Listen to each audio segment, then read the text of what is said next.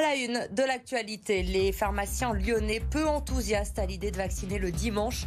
La proposition du ministre de la Santé a fait l'objet d'un décret pour faire face à la forte demande de dépistage et de vaccination. Mais les pharmaciens n'ont pas forcément le personnel nécessaire pour ouvrir 7 jours sur 7. Faut-il terminer les cours plus tôt pour éviter la guillotière ? 600 étudiants ont déjà signé une pétition demandant des cours en distanciel à partir de 17h30, alors que la direction de l'école recommande, elle, de ne pas prendre le métro dans le quartier. Des sequins roses et or pour faire briller les Miss. Cette année encore, le couturier lyonnais Nicolas Fafiotte a réalisé l'une des robes qui habillera les 29 candidates à l'élection de Miss France demain soir.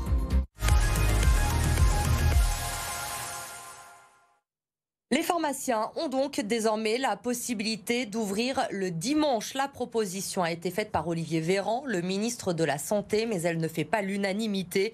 Les pharmaciens sont débordés entre le nombre de tests qui explose. 3 millions ont été faits en une semaine dans les pharmacies en France. Et la vaccination, les officines font 60% des injections en ville. Le personnel est épuisé. Écoutez Guy Barral, trésorier du syndicat des pharmaciens du Rhône, au micro de Laurent Canonico. Nous vaccinons déjà entre midi et 2h, nous vaccinons déjà parfois le samedi, nous avons rajouté plus que doublé le nombre de vaccinations, mais si on rajoute le dimanche, j'ai peur que l'équipe ne tienne pas. Nous sommes tous physiquement marqués par plus de 18 mois d'efforts, dont on ne se rend pas forcément compte, mais c'est sans arrêt que nous assurons différents services pour l'État, pour la santé publique depuis très longtemps, et je crois que c'est le cas de la plupart de mes confrères, pour les avoir rencontrés encore récemment. Dans l'actualité également ce soir, la suite de la Fête des Lumières, 3e soirée pour découvrir les 30 créations qui illuminent notre ville depuis mercredi soir. On vous en a déjà parlé, l'un des incontournables de cette édition 2021, surtout en famille, c'est au Parc Blandan. Des jeux ont été installés et ils ont déjà trouvé leur public. Les petits ont pris possession des lieux, écoutez-les justement au micro de Lola Colomba. Bien. Parce qu'il y a plein de lumière, c'est beau et je pense que je vais en faire beaucoup. Je pense que je vais faire beaucoup de jeux.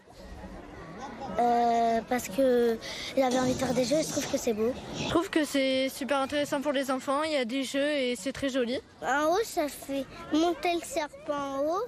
Quand tu mets le pied en bas, ça fait descendre le serpent. C'est trop bien. Les petits Lyonnais conquis par cette fête des Lumières au Parc Blandan. Je vous rappelle tout de même qu'en raison du contexte sanitaire, des mesures de restriction ont été prises juste avant le début de la fête. 3 périmètres sanitaires ont été mis en place au Parc Blandan, justement à la Tête d'Or, mais aussi en Presqu'île. Le port du masque est obligatoire dès 11 ans. Interdiction de vendre et de consommer des produits alimentaires et des boissons. Les contrôles sont renforcés chaque soir. Hier, 26 verbalisations ont été dressées pour défaut de port du masque. 6 pour défaut de passe sanitaire, 1 pour vente ambulante, 5 mises en demeure de fermeture administrative de bars et de restaurants et une fermeture administrative décrétée. Les contrôles qui vont se poursuivre ce soir et demain pour la dernière soirée de cette fête des Lumières. 600 étudiants ont demandé la fin des cours en présentiel à 17h30 pour éviter le quartier de la Guillotière. La direction de l'école recommande, elle, d'éviter de prendre le métro là-bas. Mais certains étudiants tiennent tout de même à relativiser la situation dans le quartier. Reportage de Lauriane Pellao et Damien Charton. L'école leur a conseillé d'éviter la station de métro Guillotière le soir. Les 5000 étudiants de ce campus lyonnais ont reçu ce message par mail de la direction ce jeudi. Une réponse à la pétition lancée par une étudiante il y a plusieurs semaines concernant l'insécurité dans le quartier. Finir à 21h ici, ça craint un peu. Après, en vrai de vrai, le quartier, il craint un petit peu tout le temps. Parce que moi, il n'y a pas une journée où je me fais pas embêter par quelqu'un. Mais le soir, c'est pire, quoi. On m'a déjà touché la poitrine une fois, on a mis la main dans mon sac une autre fois. Enfin, tous les jours, des petits trucs comme ça, quoi. Signée par 600 jeunes, la pétition proposait notamment la mise en place de distanciels pour les cours du soir. Mais la plupart des étudiants souhaitent relativiser. Personnellement, j'habite dans le quartier de la Guillotière et J'ai pas trouvé ce mail très pertinent, enfin j'ai jamais eu de problème particulier. Je me suis jamais senti en insécurité, j'ai pas entendu de problème de quelqu'un dans mon cercle proche. Du coup, je trouve que c'est bien de faire de la prévention, mais est-ce que c'est à l'école de s'en occuper, je sais pas. L'école, elle, se veut rassurante. Il y a une énorme médiatisation par rapport à l'insécurité sur le quartier de la Guillotière, ce qui a généré peut-être de l'anxiété chez nos étudiants. Les pouvoirs publics ont décidé de sécuriser la station, donc il y a une force policière présente en permanence, beaucoup d'agents aussi TCL qui sont là, ce qui permet de rassurer les jeunes pour aller prendre le métro de façon beaucoup plus sereine. Des opérations d'urbanisme sur la place Gabriel-Péri devraient être débattues en conseil métropolitain le 13 décembre. L'objectif, rectifier le caractère anxiogène du secteur. Politique, ce matin, le nouveau parti d'Éric Zemmour, Reconquête, présentait son équipe de campagne régionale à Lyon. Agnès Marion, l'ancienne candidate du Rassemblement national au municipal, en est la porte-parole. On retrouve également le maire de Charvieux-Chavagneux, Gérard Desamptes, en tant que coordinateur régional. Thibaut Monnier, le cofondateur de l'ICEP à Lyon, ancien du RN et son adjoint. Le parti qui compte 4000 adhérents en Auvergne-Rhône-Alpes. Écoutez Agnès Marion au micro de Lauriane Pellaou.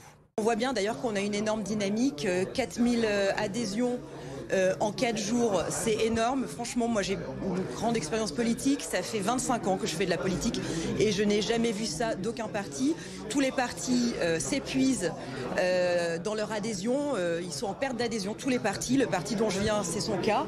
Et là, en 4 jours, on fait 4000 adhérents et c'est pas fini.